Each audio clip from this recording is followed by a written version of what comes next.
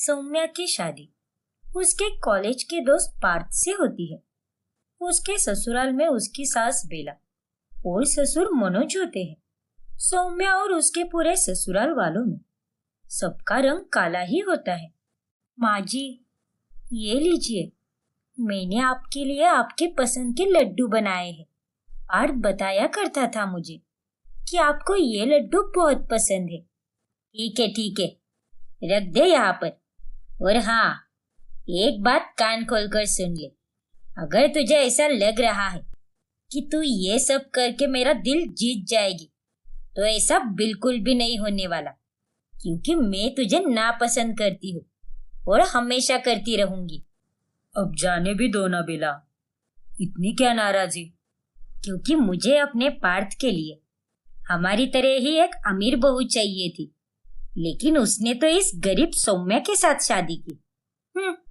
बेला की सारी बातें सुनकर सौम्या बहुत दुखी हो जाती है। फिर एक दिन जब सभी किसी रिश्तेदार की शादी में जाने वाले होते, तभी सौम्या बहुत सिंपल तरह से सजती है। उसे देखकर बेला बहुत नाराज हो जाती है। अरे नालायक लड़की, हमारे परिवार की नाक कटवाने की ही ठान ली है क्या तूने? ये इतनी सिंपल साड़ी क्यों पहनी है तूने? लेकिन माँ जी। लेकिन वेकिन कुछ नहीं। जाकर अच्छी साड़ी पहन ले और गहने भी थोड़े ज्यादा पहन। हम लोग अमीर हैं और तू भी अब एक अमीर ससुराल की बहू है, किसी गरीब और दो कोड़े वाले परिवार की बेटी नहीं। तेरे पापा ने तो तुझे कभी ये सब सुख नहीं दिया, इसीलिए मैं समझ सकती हूँ। ठीक है माँ जी, मैं आप भी साड़ी बदल कर आती हूँ। सौम्या की आंखों में आंसू आ जाते हैं, लेकिन पार्थ उसे सांत्वना देता है। सौम्या, माँ तो ऐसी ही है, उन्हें ठीक होने में और तुम्हें एक्सेप्ट करने में थोड़ा समय लगेगा। और मैं जानता हूँ कि एक दिन वो जरूर आएगा जब वो तुम्हें अपने मन से स्वीकारेगी, क्योंकि तुम तो हो ही इतनी अच्छी और मैं तो तुम्हारे साथ हमेशा ही हूँ। सो डोंट वरी, सब ठीक हो जाएगा। Thank you Parth. ऐसे ही महीने गुजर जाते हैं और देखते ही देखते 1 साल पूरा हो जाता है। फिर एक दिन घर पर पड़ोस की मीना मिठाई का डब्बा लेकर आती है। क्या बात है मीना भाभी, आज आप स्वयं यहाँ पर प्रकट हुई हो? हाँ? आप तो बड़े मजाकिया हो गए हो। हाँ? वो मैं अरे मनोज भाई साहब, बेला बहन, मैं तो आप दोनों को खुशखबरी देने आई हूँ। मैं दादी बन गई हूँ। मेरी बहू को बेटा हुआ है। अरे वाह, क्या बात है मीना बहन, बधाई हो। बधाई हो मीना भाभी। ये खबर सुनकर तो हमें भी बड़ी खुशी हुई। भगवान आपके पोते को हमेशा चुस्त दुरुस्त और तंदुरुस्त रखे।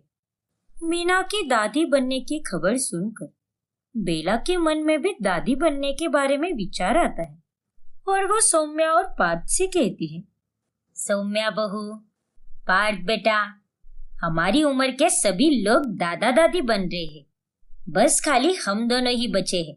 तुम दोनों कब खुशखबरी देने वाले हो हमें?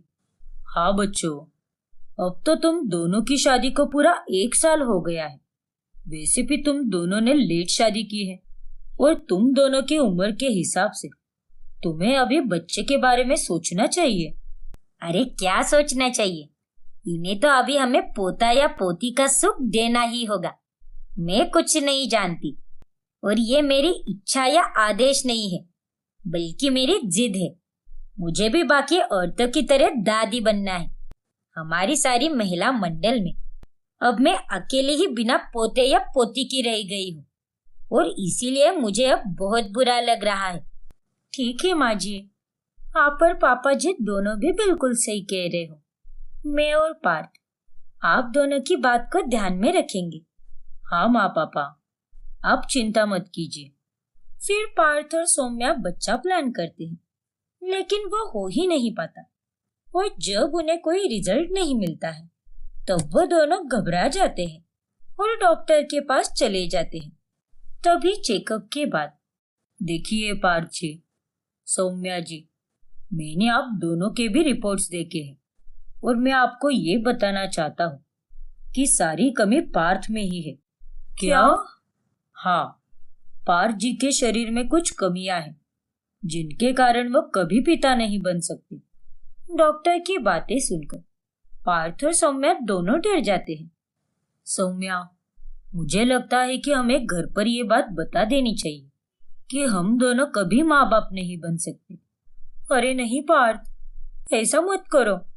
जब माँ और पापा को पता चलेगा कि सारी कमी तुम में है तो वो कितने दुखी हो जाएंगे, और जब ये बात किसी और को पता चलेगी तो वो लोग तुम्हारे खिलाफ बातें बनाएंगे, और मैं वो सब बिल्कुल भी नहीं चाहती। तो फिर हम क्या कर सकते हैं सौम्या? हमारे पास दूसरा कोई रास्ता भी तो नहीं है। देखो पार्थ, हम घर पर कुछ और बता देते हैं ना, जैसे कि मैं बांझ हूं। एक औरत को वैसे भी कुछ ना कुछ बोला ही जाता है, और बांझ होने के बाद में बाकी लोगों की बातें सुन लूंगी, उससे मुझे कोई फर्क नहीं पड़ेगा।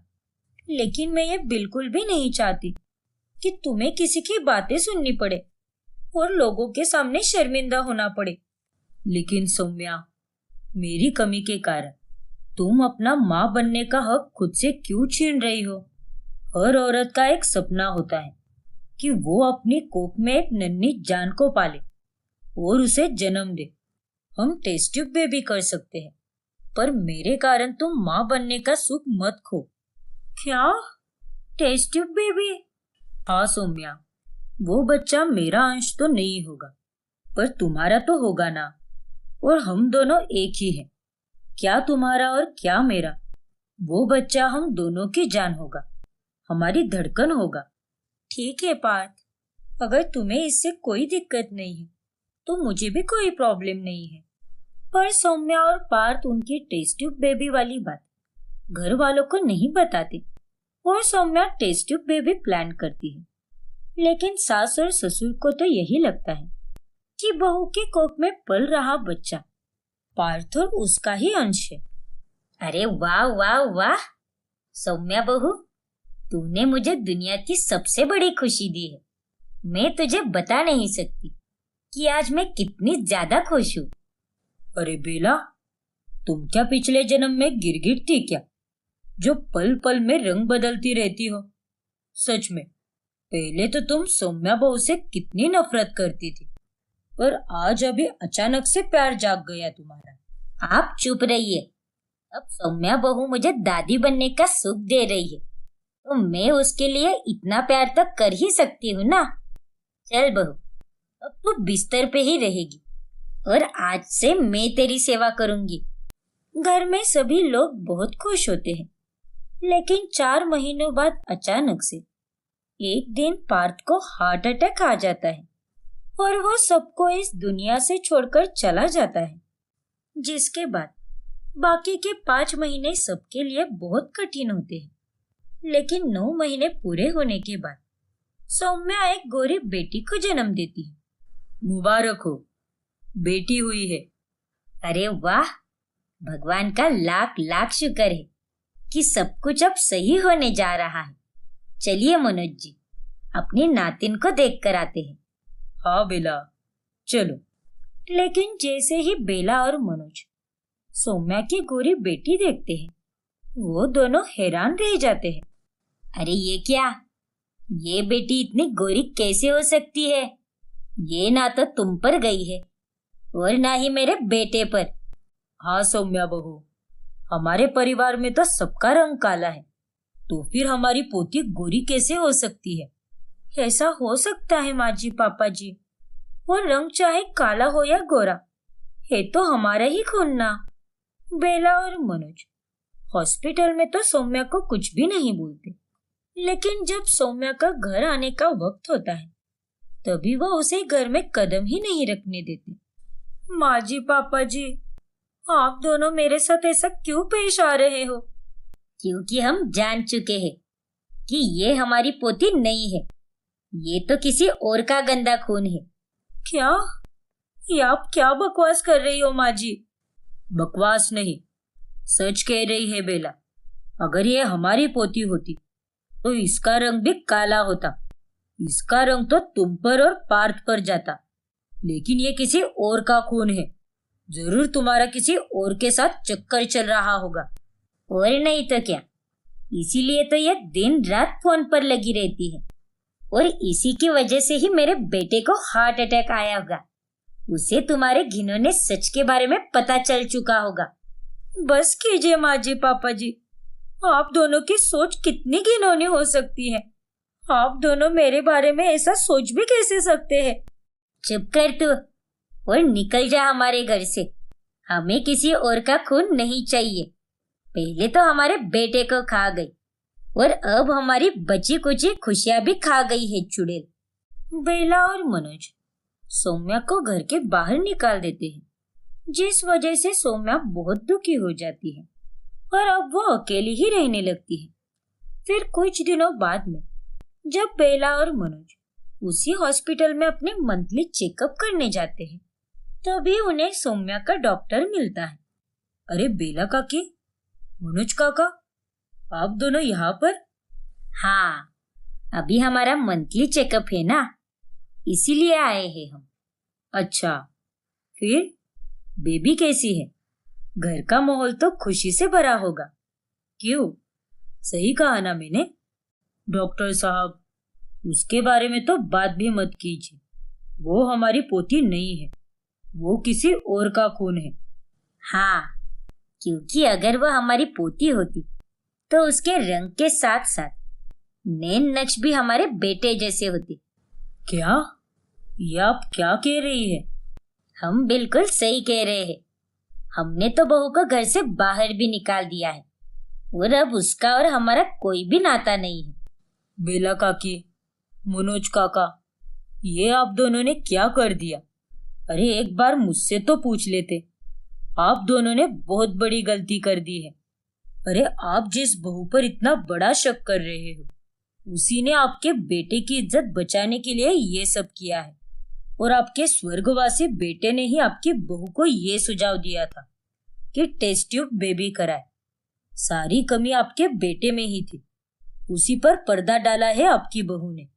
सारी सच्चाई जानकर बेला और मनोज चौंक जाते हैं और उन्हें बहुत शर्मिंदगी महसूस होती है।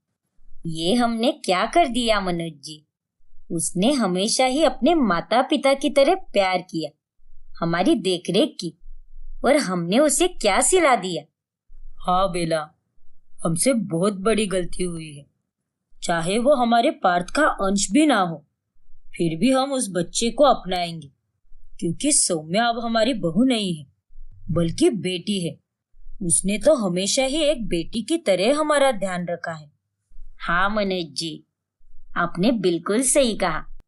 फिर अंत में बेला और मनोज सौम्या के पास जाकर उसकी माफी मांगते हैं। हमें माफ कर दो सौम्या बेटी। हाँ, अब तुम हमारी बेटी ही हो। एक गलत फहमी के चलते हमने तुम्हारे साथ बहुत गलत किया है।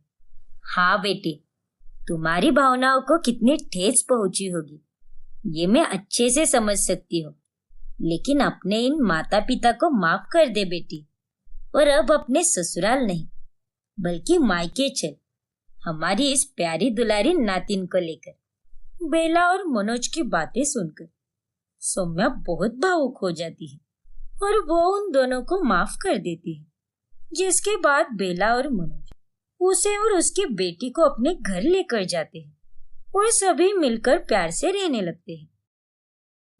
चारू अपनी बहू ऐश्वर्या, बेटे निहार और पति मुकुंद के साथ रहती है।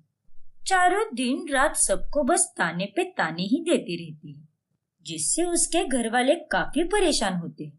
एक दिन की बात है। अरे चारू, आज शाम को तुम मंदिर क्यों नहीं गई? तुम तो जाने वाली थी ना? अब क्या बताऊं जी, ऐश्वर्या बहू बाहर चली गई थी 7 बजे। इसे तो मैंने कहा भी था, लेकिन ये मेरी बात कभी सुनती है क्या? हमेशा अपनी ही मनमानी करती रहती है। मेरी तो कोई कीमत ही नहीं है इस घर में, कोई कदर नहीं है। और फिर शाम के वक्त घर बंद करके कहाँ जाती मैं? माँ जी, कितनी बड़ी झूठी और मक्कार हो आप। अरे आप ही की तो दवाई लाने गई थी मैं, और साथ ही सुधीर जलेबी वाले से जलेबी भी लाने को कहा था, और वह दुकान 8 बजे बंद हो जाती है। इसीलिए आपके कहने पर मैं 7 बजे चली गई, और उल्टा आप ही मुझे ताने दे रही हो। ये तो गलत बात हुई ना माँ। अरे चुप बैठ तू बीवी के पालतू कुत्ते, तुझे क्या पता। अरे ये आजकल मेरी कदर ही नहीं करती और कोई बात भी नहीं सुनती। मैं जो भी बोलती हूँ सच बोलती हूँ। झूठ बोल के कोई लखपति या करोड़पति नहीं बनने वाली हूँ मैं, समझे तुम। माँ जी, जैसी जैसी आपकी उम्र बढ़ती जा रही है, आपकी बुद्धि ही भ्रष्ट होती जा रही है। सही और गलत के बीच का फर्क ही समझना भूल गई हो आप। बस बेवजह बिना काम के ताने दे दो, और कुछ नहीं आता आपको। फिर एक दिन, निहार बेटा, क्या तू आज हाफ डे ले सकता है क्या? आज मुझे मेरी सहेली से मिलने का बहुत मन कर रहा है। वो बरेली वाली सहेली है ना, सूरजमुखी, उसके पास जाना है। मैं जरा 2 दिन उसके पास रहना चाहती हूँ, बहुत मजा आएगा। ना माँ, मैं आपको परसों वहां पर छोड़ दूंगा। आज और कल हाफ डे लेना इम्पॉसिबल है माँ। वाह बेटा वाह, तूने तो आज साबित ही कर दिया कि बीवी के आने के बाद बेटा तो माँ को भूल ही जाता है। क्या? ये आप क्या कह रही हो माँ? बिल्कुल सही कह रही हूँ मैं। अरे अगर बहू बोलती तो तू झट से भूखे कुत्ते की तरह हाफ डे लेकर उसके पास चला जाता। हाफ डे क्या, अरे उसके लिए तो तू पूरे दिन की छुट्टी ही ले लेता। तुझे तो अपनी माँ की कुछ पड़ी ही नहीं है। एक वक्त था जब तू अपनी माँ का लाडला था, लेकिन आज तू अपनी जोरू का गुलाम बन गया है। जा बेटा जा, नहीं जाऊंगी मैं तेरे साथ, मैं पेप्सी कर लूंगी। माँ, वो टैक्सी होता है। हाँ वही। मेरी इंग्लिश ठीक करने की जगह अपनी माँ की कदर कर ले, समझा ना? माँ, आप भी ना, सच में कितना मेलोड्रामा करती हो और फालतू के ताने देती रहती हो। आप ना कुछ ज्यादा ही सोचती रहती हो। मैंने कभी ऐश्वर्या के लिए हाफ डे नहीं लिया है। बॉस मेरा कोई दोस्त नहीं है जो मुझे कभी भी half day they they. Anyways, मैं अभी ऑफिस जा रहा हूँ, मिलते हैं रात को। फिर एक दिन जब चारू और मुकुंद की 50वीं सालगिरह होती है। अरे बीवी साहिबा, हमारी सालगिरह आ रही है, तोहफे में क्या दे रही हो मुझे? ठेंगा। अरे क्या दूं मैं आपको? आपने मुझे कभी कुछ दिया है क्या? और आए बड़े तोहफे मांगने वाले। जाओ जाओ, हवा आने दो। अरे चारू, तुम तो बड़ी चैप्टर निकली। आज तक मैंने जिंदगी में जो भी किया है सब कुछ तुम्हारे लिए तो किया है, और तुम अब बुढ़ापे में मुझे ही ताने दे रही हो। सच में तुम कितनी दोगली और दल बदलू हो चुकी हो। अब घर वाले भी चारू के तानों को सुन सुनकर हद से ज्यादा परेशान हो गए थे, और इसीलिए घर में अब सभी लोग चारू के ताने सुनने की जगह उल्टा उसे ही ताने देने लगते हैं। मैं भी कितनी बदकिस्मत हूँ जो मुझे आपके जैसी सास मिली, और एक मेरी सहेली की सास है जो उसे हर तीज और त्योहार के दिन गहने और अच्छी अच्छी साड़ियाँ शगुन के तौर पर देती है। और एक आप हो जो मुझे बाकी के दिन तो क्या, त्योहार के दिन पर भी कुछ नहीं देती। हाय हाय बहू, ये तो कैसे ताने दे रही है मुझे? मैंने आज तक तेरे लिए कितना कुछ किया है, सब भूल गई क्या? आप तो चुप ही रहिए माँ जी। मैं अच्छी तरह से जानती हूँ कि आप किस खेत की मूली हो। मैं तो आपकी बेटी बन गई, लेकिन आप मेरी माँ कभी नहीं बन पाई, और ना ही आप कभी बन पाओगी। बहू, ये सब तेरे मन के झूठे ख्याल है, ऐसा कुछ भी नहीं है। ऐसा ही है माँ जी। आपसे तो अब से मैं बुरी बहू की तरह ही पेश आऊंगी। आप अच्छाई के लायक ही नहीं हो। चलो हटो, अब मुझे काम निपटाने दो। आपको क्या है, आप तो बस हुक्म झाड़ती रहती हो। घर के काम तो मुझे ही करने पड़ते हैं। आप तो मेरी एक काम में भी मदद नहीं करती। चारू ऐश्वर्या के बेबुनियाद तानों को सुनकर हैरान रह जाती है। फिर एक दिन, निहार बेटा, मैं आज मार्केट जा रही हूँ। अगले हफ्ते तेरा जन्मदिन है ना, इसीलिए मैं तेरे लिए एक नया शर्ट लाने वाली हूँ। तुझे बहुत पसंद आएगा और भी ढेर सारी तेरी पसंदीदा चीजें लाऊंगी। मेरे लाडले का हैप्पी बर्थडे जो है। नहीं नहीं माँ, बिल्कुल भी नहीं। आप मेरे लिए प्लीज कुछ मत लाना। अरे आपने पिछले बार जो शर्ट लाया था वो एकदम बाबा आदम के जमाने के जैसा था। आप तो बहुत ही बोरिंग स्टाइल वाले कपड़े लाती हो माँ। निहार ने बिल्कुल सही कहा। माँ जी को तो कोई चॉइस ही नहीं है, एकदम खराब चॉइस है।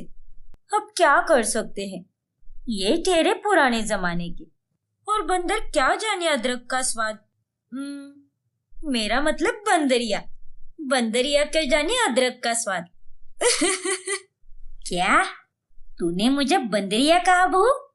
अरे नहीं माँ जी, मैं आपको बंदरिया कैसे बोल सकती हूँ? मैंने तो बस कहावत कही और कुछ भी नहीं। ये तुम दोनों बिल्कुल गलत कह रहे हो। मैं हमेशा सबके लिए जो भी लाती हूँ वो अच्छा ही लाती हूँ, इसीलिए मुझे ये ताने मारने की कोई जरूरत नहीं है। फिर एक दिन चारू अपने पति मुकुंद के लिए सब्जी बनाती है, लेकिन वो सब्जी मुकुंद को बिल्कुल भी पसंद नहीं आती। अरे रे रे रे रे, ये भी कोई सब्जी है? अरे इससे अच्छा तो मैं कड़वा करेला ही खा लेता। अरे इस सब्जी में इतना सारा नमक कैसे आ गया? तुम क्या नींद में खाना बना रही थी क्या, बेवकूफ कहीं की? जी माफ कर दीजिए, अब इतने दिनों बाद मैंने रसोई में कुछ खाना बनाया है, इसीलिए शायद ऐसे हुआ। अब खा लीजिए ना। नहीं नहीं, तुम्हारे हाथ का ये बेस्वाद खाना मैं नहीं खाने वाला। और तुम्हें क्या लगता है तुम पहले अच्छा खाना बनाती थी? अरे तुम पहले भी इतना ही बेस्वाद खाना बनाती थी। मुझसे पूछो कैसे झेला है मैंने तुम्हें इतने सालों तक। क्या ये आप कैसी बातें कर रहे हैं? हाँ बिल्कुल सही कह रहा हूं मैं। तुमसे अच्छा खाना तो ऐश्वर्या बहू बनाती है। तुम्हें तो उससे खाना बनाने की क्लास लेनी चाहिए। शर्म आनी चाहिए तुम्हें चारू। तुम आज तक ढंग का खाना भी नहीं बना पाई। हाँ माँ जी, आप मुझसे कभी भी क्लासेस ले सकती है। और हाँ, पापा जी जो भी कह रहे हैं एकदम सही कह रहे हैं। आपके हाथ का खाना बिल्कुल भी अच्छा नहीं बनता। हाँ माँ, अब आप में वो बात नहीं रही। चारू उन तीनों के नॉन स्टॉप ताने सुन सुनकर तंग आ जाती है और उसके सब्र का बांध टूट जाता है। बस कीजिए आप सब। अरे हद होती है किसी व्यक्ति को ताने देने की। तंग आ गई हूँ मैं आप तीनों के ताने सुन सुनकर। मैंने हमेशा ही आप सबके लिए अच्छा चाहा है। बहू तू क्या कह रही थी कि मैं तुझे कुछ नहीं देती? अरे मेरे सारे गहने और साड़ियां मैंने तुझे दे दी। और तू निहार, आज तक मैंने तेरे लिए जो भी लाया है तूने उस सबका स्वीकार बड़े प्यार से किया है। और अब तू मुझे ये ताना दे रहा है कि मैं पुराने जमाने का सामान लाती हूँ। और आप जी, अरे आपके लिए तो मैंने रात के 2-2 बजे उठकर खाना बनाया है। पहले आप भी मेरे तारीफों के पुल बांधते थे और आज मुझसे छोटी सी गलती क्या हो गई? आपने तो तानों की बौछार ही कर दी। क्यों, कैसा लग रहा है तुम्हें? यही सब हमें भी महसूस होता है जब तुम दिन रात सुबह शाम हम तीनों को बेवजह किसी बात के ताने देती रहती हो। और क्या कहा था तुमने? मैंने तुम्हारे लिए कुछ नहीं किया, तुम्हें कभी कुछ नहीं दिया। अरे मेरी हर महीने की तनख्वाह का आधा हिस्सा तो तुम्हारे तोहफों में ही चला जाता था। अपनी हैसियत से बढ़कर किया है मैंने तुम्हारे लिए, और उसके बावजूद भी तुम मुझे ताने मारती रही। और माँ, मैंने भी आप में और ऐश्वर्या में कभी कोई भेदभाव नहीं किया। मुझे तुम दोनों की भी कदर है और आप दोनों भी मेरे लिए मेरे जीवन में बहुत मायने रखते हो। लेकिन आपको तो बस ऐसा ही लगता है कि मैं आपसे दूर होकर ऐश्वर्या के पास जा रहा हूँ, जबकि असलियत तो ये है कि मैंने कई बार आपके लिए ऐश्वर्या का दिल दुखाया है और उसके बाद भी आप मुझे ताने पे ताने सुनाती रहती हो। हाँ माँ जी, मैं तो नींद में भी होती हूँ तब भी आपका हर एक कहना मानती हूँ। आपके किसी भी काम के लिए मैं मना नहीं करती और फिर भी आप मुझे ये ताने देती हो कि मैं आपकी कोई बात नहीं मानती और आपकी कदर भी नहीं करती। ये भी कोई बात हुई क्या माँ जी? आपके लिए इतना सब कुछ करके अगर आपको ही उसकी कोई कदर नहीं है तो हमें भी बहुत दुख होता है माँ जी। जब तुम हमें बिना सर पैर के ताने दे सकती हो तो हम भी तुम्हें ताने दे सकते हैं। अरे तुम तो 2 दिन में ही इतना गुस्सा हो गई, फिर सोचो हम तो तुम्हारे ताने रोज सुनते आते हैं। हमारे अंदर की ज्वालामुखी अगर फूट गई तो क्या होगा तुम्हारा। सबकी बातें सुनकर चारों को अपनी गलतियों का एहसास हो जाता है और वो उनसे माफी मांगती है। मैं अपनी गलतियां समझ चुकी हूँ, आप तीनों प्लीज मुझे माफ कर दीजिए। अब से मैं किसी को ताने नहीं दूंगी और सबके साथ प्यार से रहूंगी। मुझे सुधरने का एक मौका दीजिए। घर वाले चारू को माफ कर देते हैं और उस दिन के बाद से वो ताने देना बंद कर देती है और सबके साथ मिलजुल कर खुशी से रहने लगती है। उमा की 2 बहुएं होती है, बड़ी बहू कीर्ति और छोटी बहू निशा। कीर्ति और बाकी घर वाले इतने पढ़े लिखे नहीं होते। घर में छोटी बहू निशा ही इकलौती पढ़ी लिखी होती है। निशा घर के सारे काम संभालने के साथ साथ जॉब भी करती थी और चंद दिनों में ही वो सभी घर वालों की चहेती बन जाती है और कीर्ति की अटेंशन पूरी तरह कम हो जाती है। इस बात से कीर्ति को बहुत जलन होती है।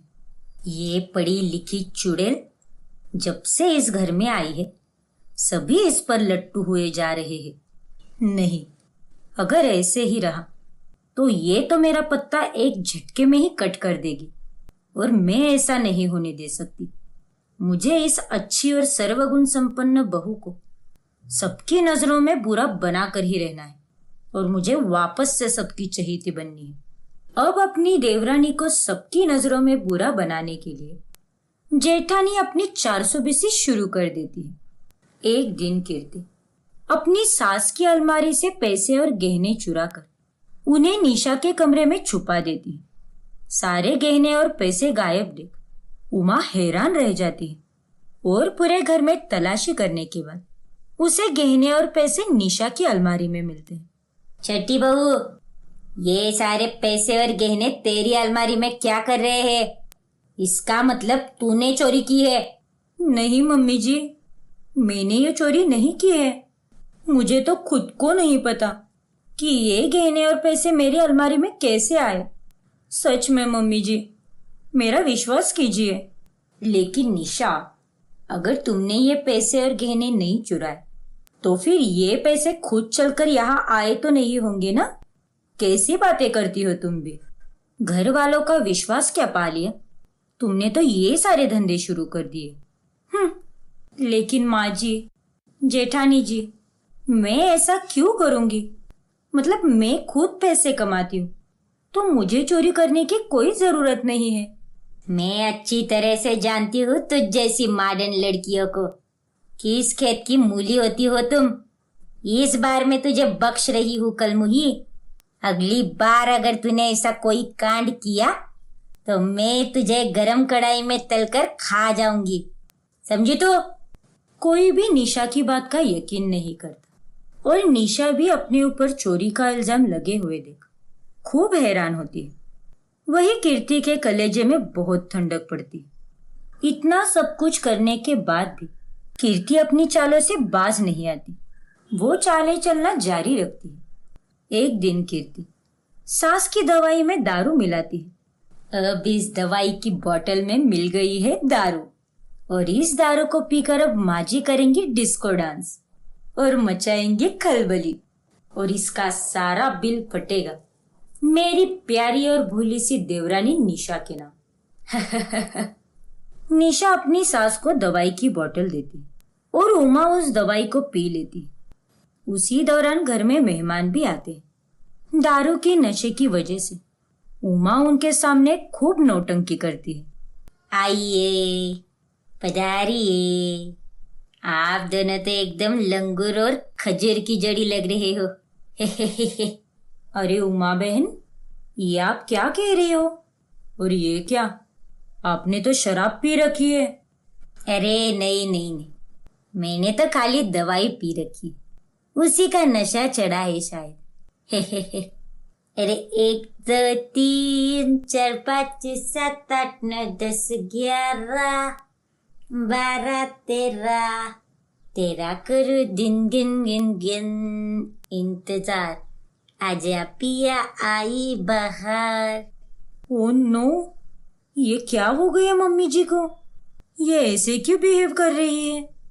अब ये दोनों मेहमान जाकर पूरे मोहल्ले में माँ जी की बदनामी करेंगे और फिर होगा धमाका। उमा के इस बर्ताव से वो दोनों मेहमान गुस्सा होकर चले जाते हैं और उसकी पूरी मोहल्ले में खूब बदनामी करते हैं। अगले दिन सुबह जब उसे होश आता है तब वो निशा को खूब सुनाती है। नालायक औरत, तेरे कारण ही मैंने कल इतना तमाशा किया। अब मैं मोहल्ले में कहीं भी मुंह दिखाने के लायक नहीं रही। बता जल्दी, क्यों लाई तूने वो शराब जैसी दवा? मम्मी जी, शायद आपको कोई बहुत बड़ी गलतफहमी हुई है। मैंने तो सही दवाई लाई थी, मेरा यकीन कीजिए। तो फिर माँ जी की दवाई में शराब कैसे आई? जादू से? कुछ भी बकवास करती रहती हो तुम निशा।